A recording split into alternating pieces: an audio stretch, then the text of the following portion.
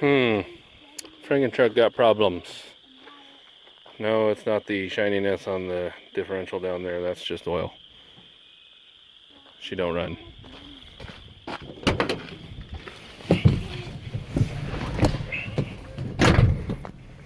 keep trying to listen.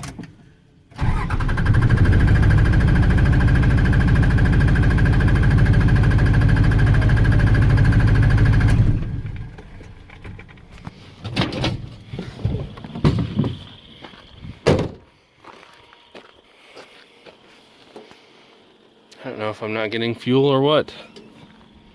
She just chugged to a halt. So I got my buddy on the way here.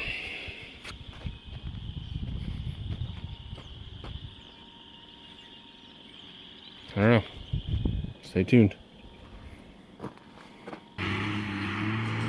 Too cold to start a fire, I'm burning diesel, burning dinosaur bones. Yeah, that's right. There's FrankenTruck on the trailer. Test drive did not go according to plan. But y'all know this dually. Seen it in other videos, plenty. So, to the rescue again. So I guess my fuel system isn't so trick. Yep, this is why I put that port on there. That bung, if you will. This is the reason for the bung. Okay, so what was the problem with FrankenTruck? Well, like usual it seems, it was actually a combination of multiple problems. First, my fuel filter was just about completely plugged. The secondary, the 2 micron filter, was just about completely plugged.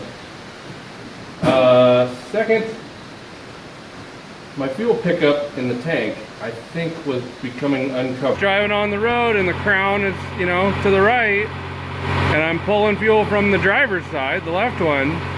Maybe I need to switch that all up, because most roads are going to be crowned to the right. Maybe I need to pull off the passenger one and return to the driver's. I don't know, but it's dark out and I don't want to get stranded on the road again tonight. I guess we'll see what tomorrow brings. I think it was sucking air, because when I changed the fuel filter, it was lots of foam, lots of air was in there. It was very aerated. Third, I cheaped out on my overflow valve. I had replaced that early on. The overflow valve on a P-pump Cummins is basically your fuel pressure regulator. It's at the very top on the very front of the pump, and it has a spring and a ball in it, and that spring basically regulates the internal pressure inside the pump. And with these kinds of pumps, especially the 94 to 98 or 90, I don't remember what year it is, but it's the 215, the 180, 250, or 180, 210 pumps. Basically, the camshaft that runs the plungers for each cylinder is, instead of having a lobe on it, it's actually full round the whole way except for a divot right before the injection event. So you only have a very short time to fill that cylinder, that piston up. And so anytime that you increase the RPM, anytime that you're trying to pump more fuel out of it, it helps to increase the fuel pressure in the P-pump. Later model P-pumps doesn't help as much, although you can get a little bit of benefit. You get a benefit with these other styles, the lower horsepower ones, up to a certain point where your pressure overcomes the seals that are in there and you start filling your crankcase full of fluid, full of diesel fuel. So I had this thing set at about 35, 40 PSI, which is supposed to be pretty good for these P-pumps. Well, this thing would barely pull 15. That's even after all the fuel filter changes and everything. Now, in the winter, I don't know if you ever caught it, but I had mentioned it when I had started this truck. Turn the key on and you'd hear the electric fuel pump, that 6-liter Power Stroke fuel pump, running, and it would struggle for a little bit, and then you'd hear something click, and then all of a sudden you could hear that it was running normal again. So listen to the pump. I don't know if you heard that. So I think this overflow valve was sticking, and I also think that it's just cheap. I cheaped out. I didn't get the Torque Technologies one or whatever, the better one. It wasn't that much cheaper. I just couldn't find it at the time. I don't know if they were out or what, but I just found one online and I bought it and I adjusted it up to the pressure that I wanted to. Wouldn't hold that pressure. So I adjusted it again and it was running. It was up there, and as I left it sitting here idling, within a minute it was dropping back down to 20. And now, when you turn it on, it struggles to even get up to the 20 psi.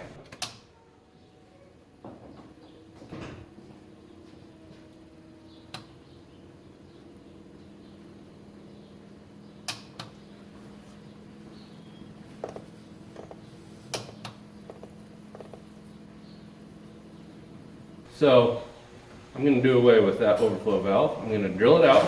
I'm going to run full return through an actual fuel pressure regulator. This is a Holley 12-886 return style fuel pressure regulator. It is compatible with diesel fuel, and it is for the EFI higher fuel pressure system. So I think the lowest it'll go is like 10 or 15 or something.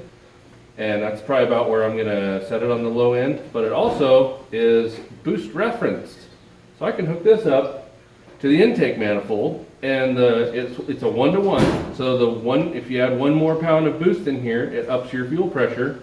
It basically restricts the return 1 pound more. So if I'm running 30 pounds of boost and I set this at 15 pounds at the floor, and I'm on it hard and it's pulling boost, this thing should actually up to about 45 psi on the pump, which is, like I said, just about ideal. Maybe I'll run 18 or so on the low end. I'll have to probably do a little messing around with it. It's got a port here for a gauge, and then I'm also going to run an electronic gauge inside the cab, because I haven't had a gauge up there since last summer, when I had one zip tied to the grill, or not the grill, the cowl. And I was watching it while I was driving around, and it would fall down, you know, and then I decided to put the 6-liter power stroke pump on there. And that's been supplying fuel just fine. That's not been a problem, surprisingly. But I've done a few things. I've made a few other changes. I am now pulling fuel from the crossover tube between the tanks, because that is going to, you know, basically be the lowest point. So I'm not using my SIP tube that goes down into the tanks anymore. What was the other thing that I did? The return line is still on the passenger side, but I put a hose on it so that it would stay away from the crossover pipe.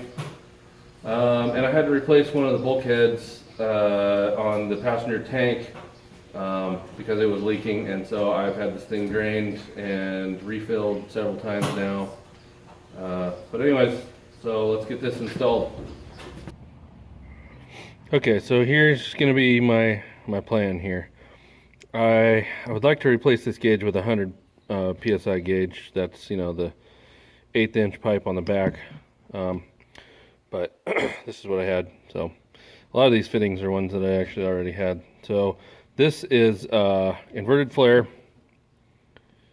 And so I'm going to run brake line. This is the inlet. This is the bypass that goes back to the tank. This would be either another inlet or an outlet, or I mean, both these are hooked together. So this is just basically like a 2 psi switch, or maybe 3 or something.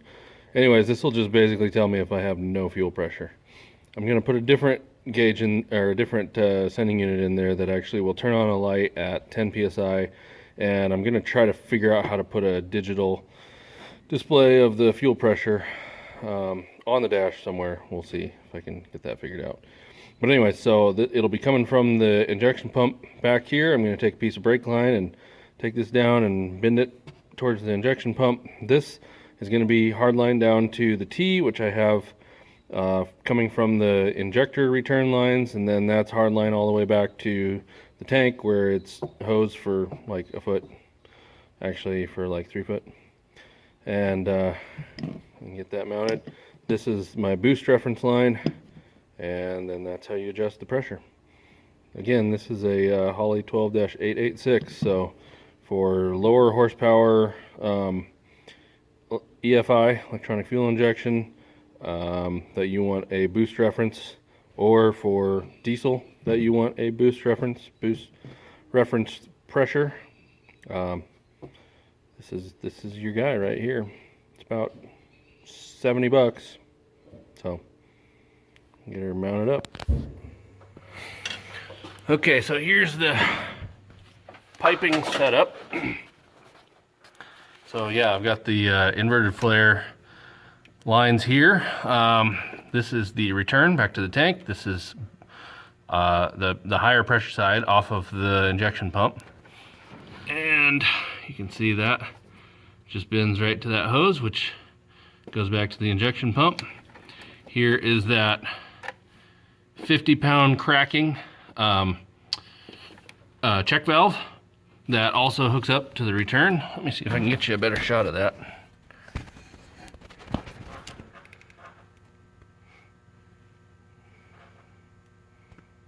So there's the line coming down. There's the check valve. Curlicue around into this T, and then that aluminum line goes back to the tank. These are all hard lines, and other than the hoses going from the hard lines to the engine for flex, for engine movement. So there you go. Okay, fuel pressure regulator is installed. I've got a hollowed out overflow valve here. I actually took my stock one out, pulled the spring and the ball out of it, and got it all hard line plumbed in for the most part, except for hoses going to the engine. I have a regulator on here going to the boost reference port on there, and shop air, and let's see what it does.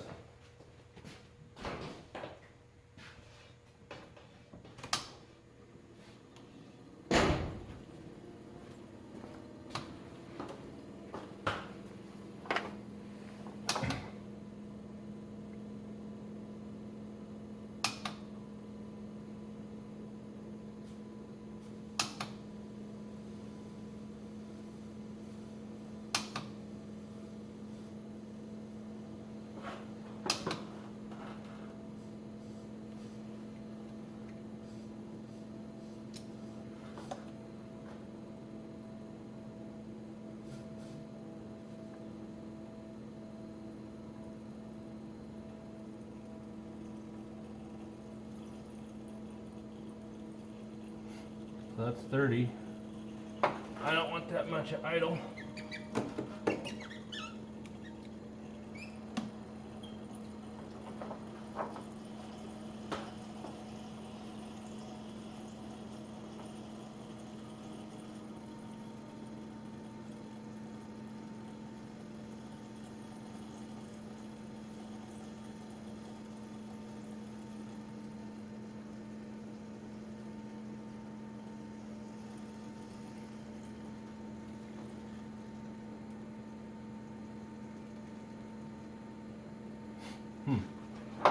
We'll go down.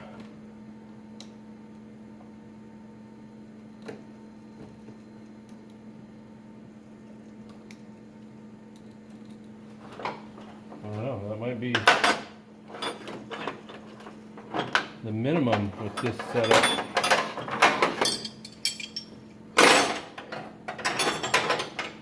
I assume it only goes up from there.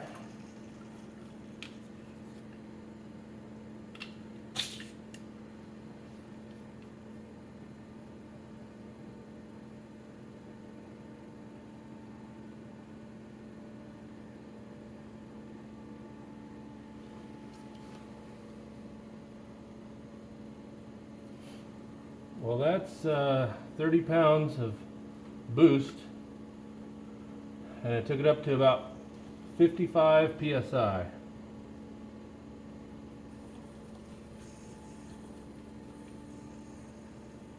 That's pretty cool. Wish it would go lower. It'll probably be lower when the fuel warms up. It's like 50 degrees.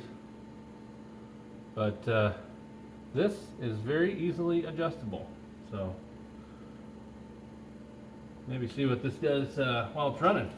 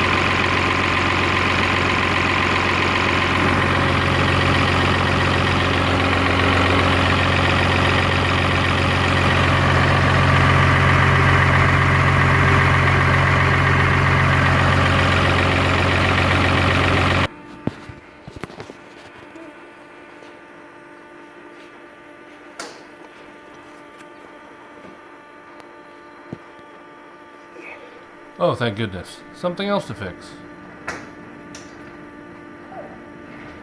Down out through here. And I'll put the disc on in a moment.